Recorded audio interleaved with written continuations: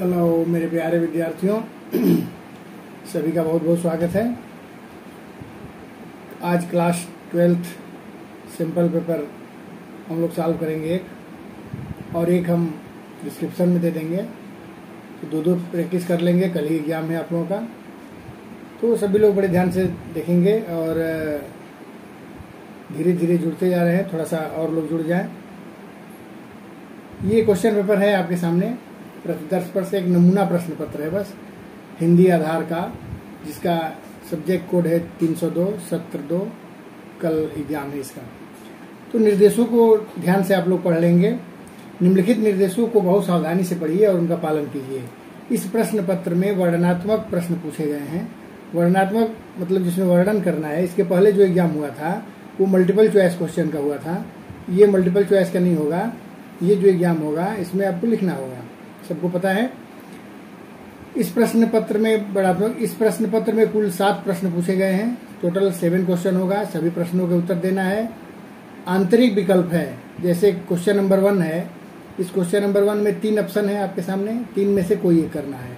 ये अप्रत्याशित विषय पर लेखन दिए गए 3 शीर्षकों में से किसी एक का चयन करना है और 150 लगभग 150 शब्दों में आपको लिखना है। अप्रत्याशित विषय रहेगा ये, कोई भी टॉपिक मिल सकता है इसमें, तो आपको ये ध्यान रखना होगा। टॉपिक कुछ भी हो सकता है इसमें। ऑनलाइन खरीदारी का बढ़ता चलन, देखिए ऑनलाइन इस समय खरीदारी बड़ी तेजी से बढ़ता जा रहा है। बाल मजदूरी की समस्या और निदान, भारत सबसे प्यारा देश हमारा।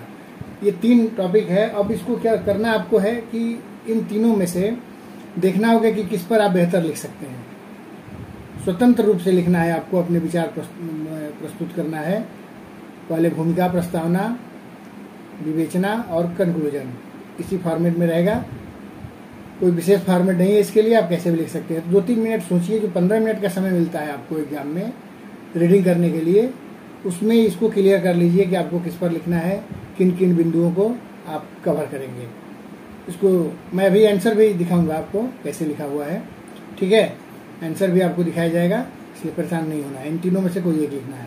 सेकंड क्वेश्चन रहेगा आपका पत्र, औपचारिक पत्र।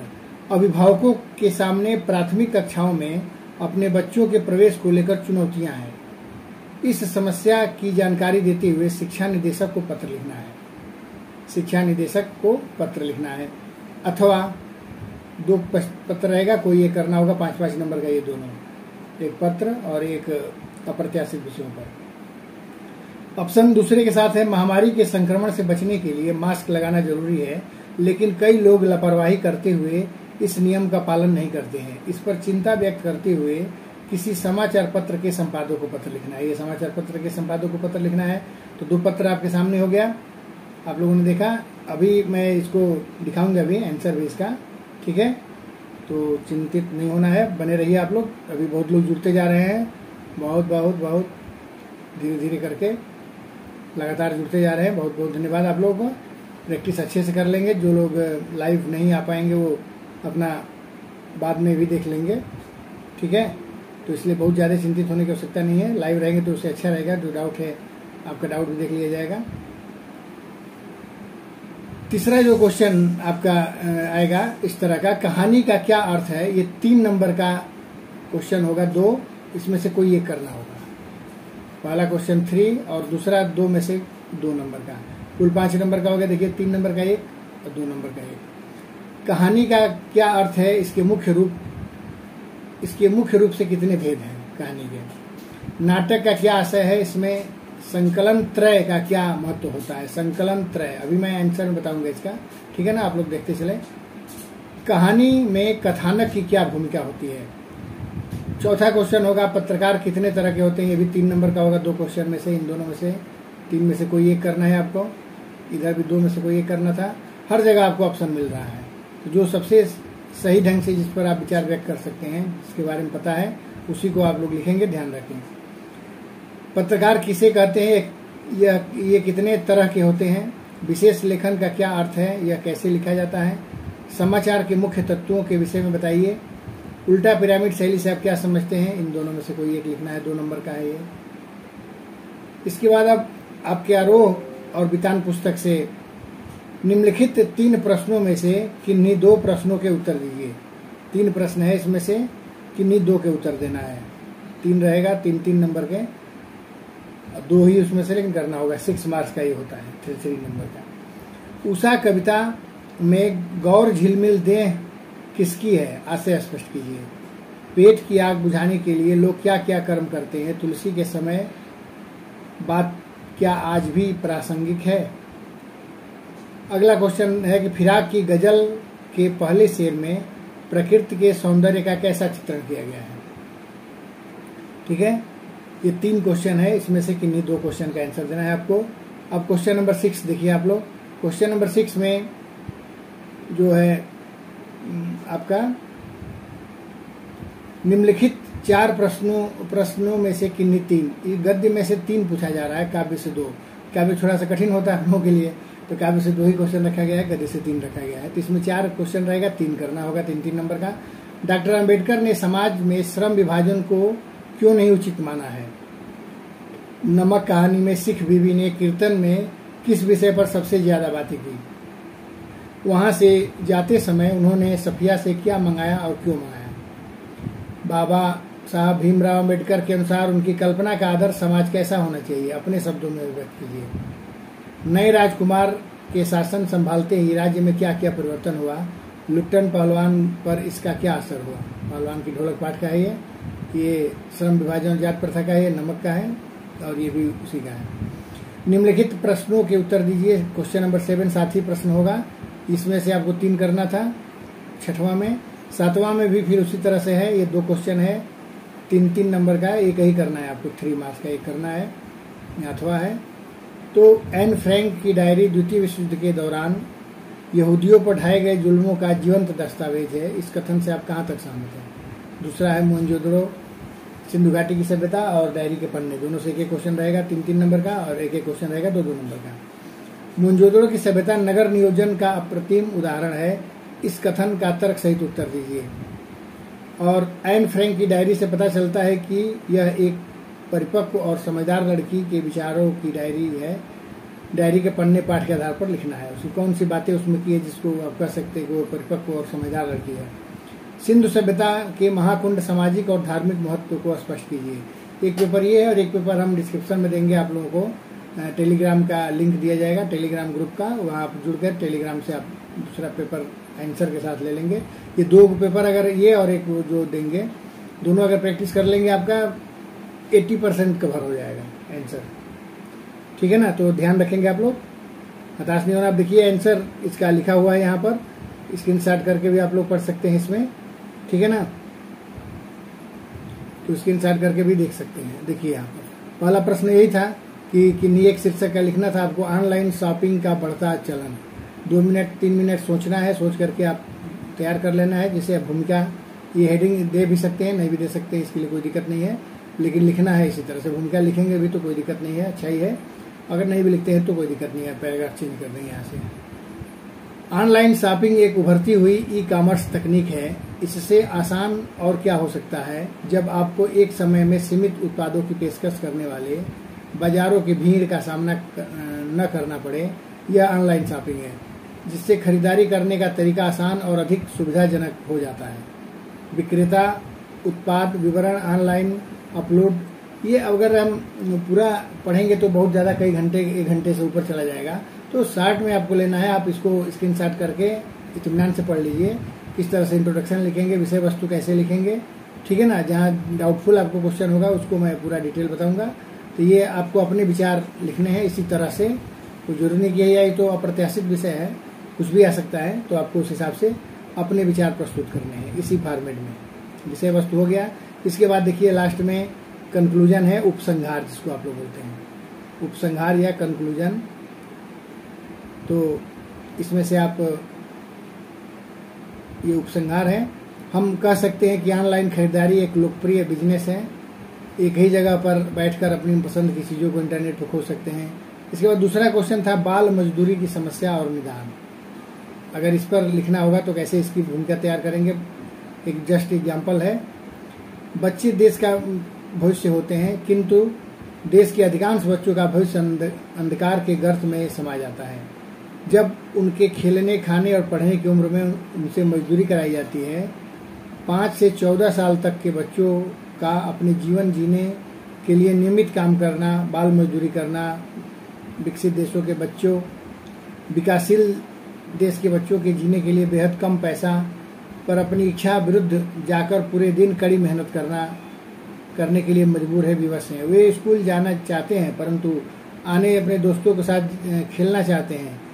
दूसरे अमीर बच्चों की तरह माता पिता का प्यार और परिवरिश पाना चाहते हैं, लेकिन दुर्भाग्य की बात है कि उनके साथ ऐसी सुविधा नहीं है, इसलिए वो इससे वंचित हैं। ठीक है ना। तो ऐसे विषय वस्तु था। अब इसके बाद आप लोग सब मैं पूरा नहीं दिखाऊंगा, जल्दी में बाकी क्वेश्चन ये विषय वस्तु के अंतर्गत अब इसमें अपना विचार प्रस्तुत करेंगे उसी पर, फिर लास्ट में कंक्लूजन लिखेंगे। यहाँ कंक्लूजन है। फिर तीसरा है कि भारत सबसे प्यारा देश हमारा, भारत सबसे प्यारा देश हमारा। अगर इस पर लिखना होगा आपको तो इसकी भूमिका कैसे लिखेंगे यहाँ से पढ़ लेंगे आप लोग। भारत सिर्फ एक शब्द ही नहीं है, हर भारतीय के दिल की आवाज़ है। भारत एक देश है जहाँ पर हम सभी इसकी छत्रछाया में रहते हैं। तो इस तरह से इसका विषय वस्तु देखिए, इसका उपसंहार देखिए। फिर ये जो दूसरा क्वेश्चन है, दूसरा क्वेश्चन पत्र है, इसका फॉर्मेट में थोड़ा सा डिस्कशन कर ले रहा हूँ आपको। ठीक है ना। तो फॉर्मेट आप लोग देखिए यहाँ पर। अभिभावक के सामने प्राथमिक कक्षाओं में अपने बच्चों को प्रवेश को लेकर के खास करके अप्रैल के महीने में बड़ी चुनौती हो जाती है। इसकी जानकारी देते हुए शिक्षा निदेशक को पत्र लिखना है। तो डेट यहाँ लिखा हुआ है, डेट आप इधर लिखेंगे ज़्यादा बेहतर है।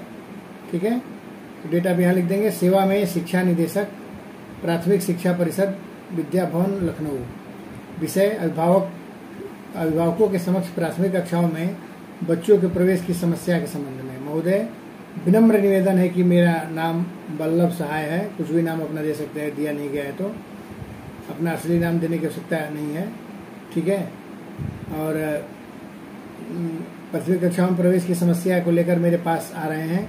उनका कहना है कि निजी विद्यालयों में छोटे छोटे बच्चों के प्रवेश और मासिक शुल्क इतना अधिक है कि वे अपने बच्चों को प्रवेश के लिए सोच भी नहीं सकते। एक अभिभावक ने बताया कि सरकारी विद्यालयों में इतने नियम, कानून और कागजात लगा रखे हैं कि उनके लिए भाग दौड़ लगानी पड़ती है। लोग थक हार कर अपने बच्चों को प्रवेश नहीं करा पाते।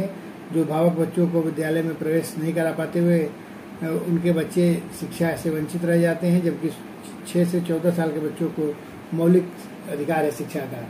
अतः आपसे आग्रह है कि उन अभिभावकों समस्याओं का ध्यान में रखते हुए बच्चों के प्राथमिक कक्षाओं में प्रवेश नहीं करा पाते हैं, उनके लिए आप मेरे पत्र पर अवश्य विचार करें और उन्हें मैं आपका सदैव आभारी रहूँगा। उनकी समस्याओं पर अवश्य विचार करके उसका समाधान करें। भवदीय, धन्यवाद के साथ भवदीय वल्लभ सहाय, पता। ठीक है ना। इस तरह से है पहला। दूसरा पत्र जो है वो दूसरा पत्र आप देखिए यहाँ से। महामारी के संक्रमण से बचने के लिए मास्क लगाना जरूरी है, लेकिन कई लोग लापरवाही करते हुए नियम का पालन नहीं करते हैं। इस पर चिंता व्यक्त करते हुए किसी समाचार पत्र के संपादक को पत्र लिखना है इसमें। तो ये भी दिनांक यहाँ लिखा हुआ है, इधर लिखेंगे ज़्यादा अच्छा रहेगा।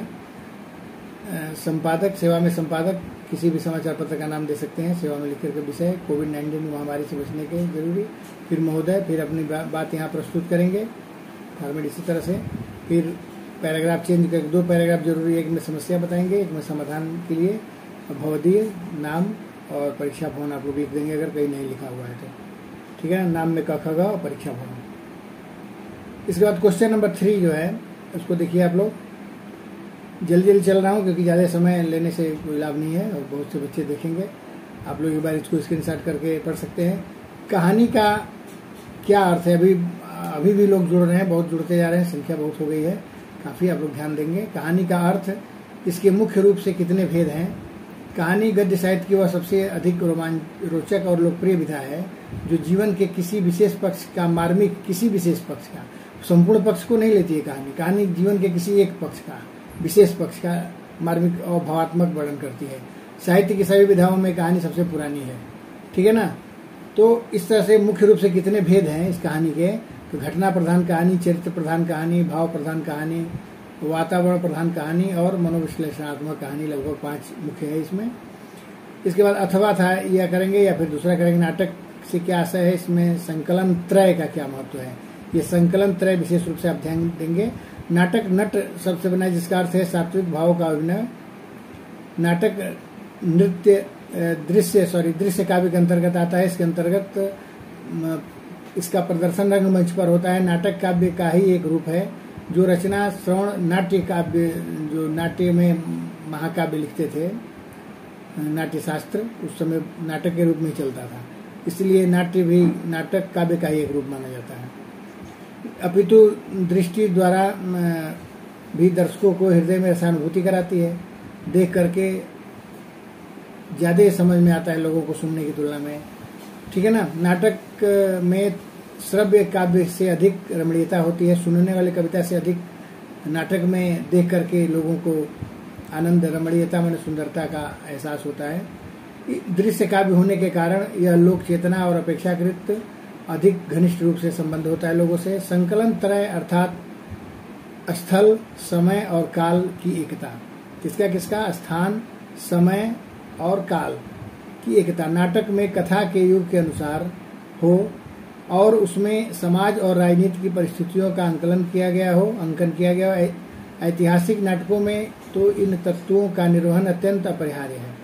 अगर ऐतिहासिक नाटक कर रहे हैं आप, मंच पर दिखा रहे हैं, तो जिस समय की घटना है उस तरह के वेशभूषा, स्टेज का साज सज्जा, राजाओं के समय का अगर है तो राजा उस तरह का वातावरण होना चाहिए। एक सफल नाटककार दृश्य विधान, मंच व्यवस्था, वेशभूषा, अभिनय आदि के द्वारा सजीव वातावरण सृष्टि करता है। यही स्थान है, किस स्थान पर घटना है। अगर जंगल की कोई दृश्य है तो स्थान में जंगल का दृश्य बनाना होगा स्टेज पर। समय, किस समय की घटना है, आदिकाल का है, मध्यकाल का है, आधुनिक काल का है या और पहले का है, ठीक है ना, और समय का। ये तीन, यही संकलन त्रय है, इसका बहुत महत्व है खास करके नाटक में। रेडियो नाटक में पात्रों का नाम क्यों लिया जाता है? रेडियो नाटक में पात्रों का नाम क्यों लिया जाता है? क्योंकि नहीं लेंगे तो रेडियो में तो केवल आवाज आती है, केवल सुनाई देता है। पात्रों अपना नाम पात्र नहीं लेंगे एक दूसरे का, तो पता नहीं चलेगा कौन बोल रहा है, मोहन बोल रहा है कि सोहन बोल रहा है कि राकेश बोल रहा है कि रमेश बोल रहा है, ठीक है ना। इसको पढ़ लेंगे नीचे से। उसके बाद अथवा है, अथवा में या तो वो करेंगे या फिर अभी दूसरा दिखा रहा हूं मैं, या तो इसको कर सकते हैं। कहानी में कथानक की क्या भूमिका होती है? कथानक की क्या भूमिका होती है? महत्वपूर्ण भूमिका होती है कहानी में। जैसा कि आप लोग पढ़े हैं ना, एक 10th में था कि अगर खीरा सूंघ करके पेट भर सकता है तो बिना कथानक की कहानी भी लिखी जा सकती है, जो व्यंग है। कहानी के ढांचे को कथानक अथवा कथा वस्तु कहा जाता है। मुख्य ढांचा को कथानक, कहानी का जो मुख्य ढांचा होता है, जैसे ब्लूप्रिंट, आउटलाइन जिसको कह सकते हैं, कथा वस्तु अथवा कथा वस्तु भी कहा जाता है।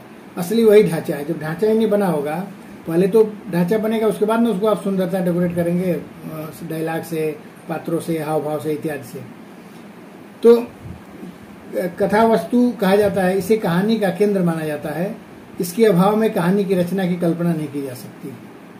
जब तक नक्शा ही नहीं होगा घर का, घर बनेगा कैसे? पहले तो पता होना चाहिए कि हमको दो किचन बनाना है, बाथरूम बनाना है, कहाँ लैट्रिन बनाना है, क्या, तब न बनाना शुरू करेंगे। तो ढांचा ही नहीं रहेगा तो बनेगा कैसे? असंभव है। इसीलिए लिखे हैं कि खीरा सूंघ करके पेट अगर भर रहा है तो बिना कथानक कहानी लिखी जा सकती है। बिना सूंघ के पेट भर नहीं सकता किसी चीज से बिना खाए। इसके 4 अंग होते हैं मुख्य रूप से। आरंभ, आरोह, चरम स्थिति। आरोह माने शुरुआत, आरोह मतलब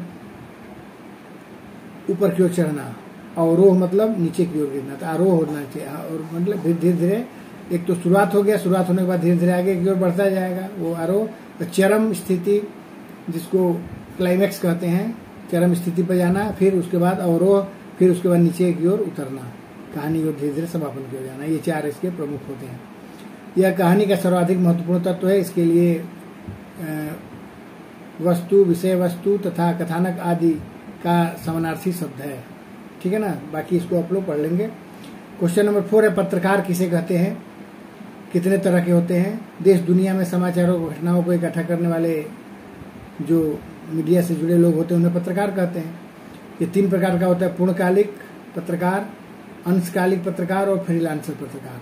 पूर्णकालिक पत्रकार किसी समाचार एजेंसी से नियमित वेतनभोगी होते हैं।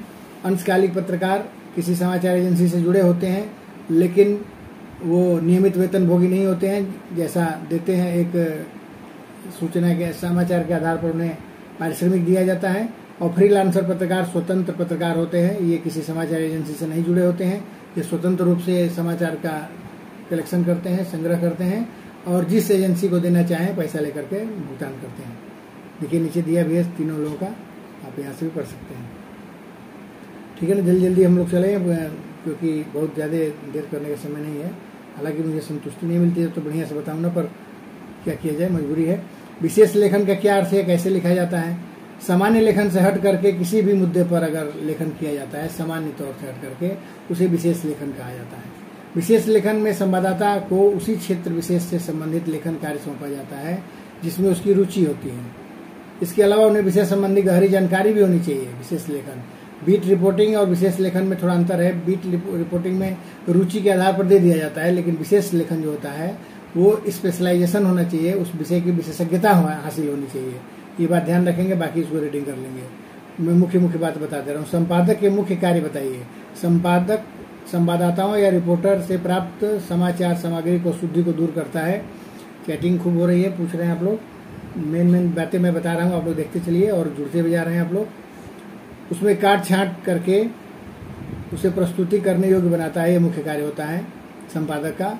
और संपादकीय भी लिखने का कार्य होता है संपादक का। ठीक है ना। उल्टा पिरामिड शैली से आप क्या समझते हैं? उल्टा पिरामिड शैली इस तरह की होती है जिसमें सबसे मुख्य समाचार को ऊपर लिखा जाता है, ये पहले पार्ट के अंतर्गत, और दूसरा बॉडी होता है, तीसरा समापन। 3 पार्ट होता है इसका।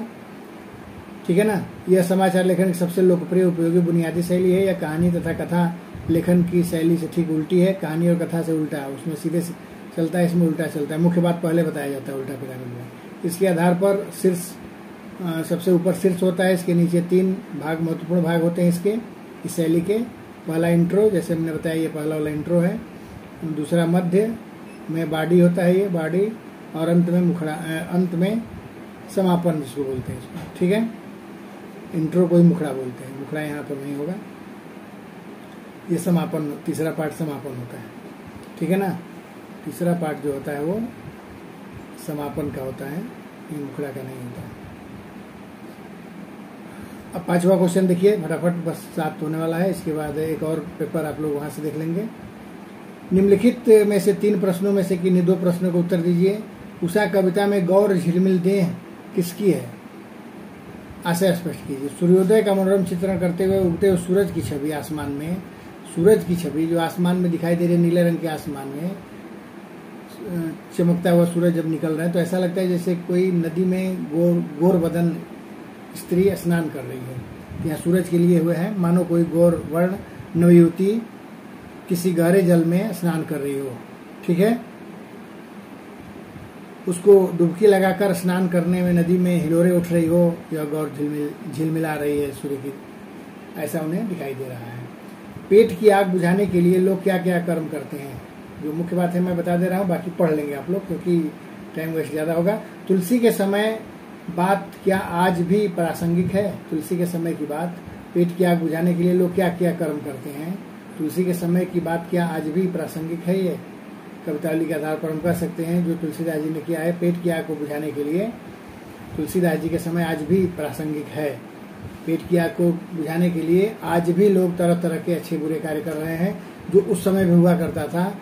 तुलसीदास जी ने लिखा है कि बेटा बेटी तक को लोग बेच देते हैं पेट की भूख को शांत करने के लिए, जो आज भी देखने को मिलता है। क्राइम पेट्रोल और सावधान इंडिया वगैरह में आप लोग देख रहे हैं। अगला है क्वेश्चन आपका, ध्यान से देख रहे हैं आप लोग, चैटिंग भी हो रही है पर कोई बात नहीं, ये देखते चले। फिराक की गजल के पहले शेर में प्रकृति का सौंदर्य का कैसा चित्रण किया गया? पहले में नवरस गुंचे पंखुड़ियों की नाजुक गिरह खोले हैं, या उड़ जाने को रंगोबू गुलशन में परतुले हैं। तो इसमें प्रकृति में फूल खिल रहा है, उस फूल को खिलने को कवि ने तुलना किया है कि ऐसा लग रहा है जैसे रंग और खुशबू बगीचे में उड़ने के लिए अपने पंखों को तोल रहे हैं, परख रहे हैं। दूसरे पंक्ति में कह रहे हैं कि ऐसा लग रहा है कि पहले पंक्ति में कि नौ रस गुंचे पंखुड़ियों की, प्रकृति जो है नए रसों से युक्त पंखुड़ियों की नाजुक गांठ को खोल रही है। और दूसरे में लग रहा है कि ऐसा लग रहा है जैसे उड़ने के लिए अपने पंखों को तोल रहे हैं। निम्नलिखित 4 प्रश्नों में से किन्हीं 3 प्रश्नों को उत्तर देना है यहाँ पर। 4 है, 3 क्या देना है इसमें। डॉक्टर अंबेडकर ने समाज में श्रम विभाजन को क्यों नहीं उचित माना है, ठीक है। इसका यूट्यूब चैनल पुराने वाला है, DRGN राय, उस पर भी आप लोग देख सकते हैं, पूरा चैप्टर हमने कराया है, जो लोग केवल यूट्यूब पर है उनके लिए, ठीक है ना। तो अंबेडकर ने समाज में श्रम विभाजन को क्यों उचित नहीं माना है? इसलिए नहीं माना है कि जाति के आधार पर श्रम का विभाजन हो जाता है, जन्म से पहले ही निर्धारित हो जाता है कि पेशा, जो किसी भी स्थिति में सभ्य समाज के लिए उचित नहीं है। मुख्य बात बता रहा हूँ। नमक कहानी में सिख बीबी ने कीर्तन में किस विषय पर सबसे ज्यादा बात की? लाहौर के सांडा लाहौर, मेरा प्यारा लाहौर, इसी पर बात की। वहाँ के नफीस खाने, रहन सहन, वहाँ के लोगों का, इस पर बात की। और जाते समय उन्होंने सफिया से क्या मंगाया? लाहौरी नमक मंगाया। अगर लाना चाहती हो तो लाहौरी नमक मंगा देना, ठीक है ना। बाबा भीमराव अम्बेडकर के अनुसार, बाबा साहब भीमराव अम्बेडकर के अनुसार, थोड़ा पेन ले लूं। बाबा साहब भीमराव अम्बेडकर के अनुसार उनकी कल्पना का आदर्श समाज कैसा होना चाहिए? अपने शब्दों में व्यक्त कीजिए। कल्पना का आदर्श समाज ऐसा होना चाहिए जिसमें अब समता में 3 चीजों का उन्होंने वर्णन किया है। एक तो जन्म से और ताकत या भाव, वेशभूषा, लंबाई चौड़ाई, ये सब ईश्वर प्रदत्त है। धन धान्य से होना, ये भी ईश्वर प्रदत्त है, ईश्वर बस नहीं है। पर समता, जो अपने प्रयास हैं, अपने प्रयास तो होने चाहिए ना। तो जो प्रयास कर रहा है, प्रयास करके बदलना चाह रहा है, अपनी जीवन शैली को बदलना चाहता है, उसे उसको अवसर मिलना चाहिए। ऐसा आदर्श समाज की कल्पना उन्होंने किया है। बाकी इसको रीडिंग कर लेंगे आप लोग। नए राजकुमार ने शासन संभालते ही राज्य में क्या क्या परिवर्तन हुआ और लुट्टन पहलवान पर इसका क्या असर पड़ा है? बहुत से परिवर्तन किए। जो राजा साहब के सलाहकार थे उसको बदल दिया गया, मैनेजर बदल दिए गए, और खेलों में जो कुश्ती होती थी उसको बदल करके घुड़सवारी ले लिया। कुश्ती खत्म होते ही पहलवान को भी पहलवान जो राजा साहब बनाए थे उसके पिता, उसको राज्य से निकलना पड़ा और पहलवान के जीवन में बड़ा ही दुखद मोड़ आया, ठीक है ना।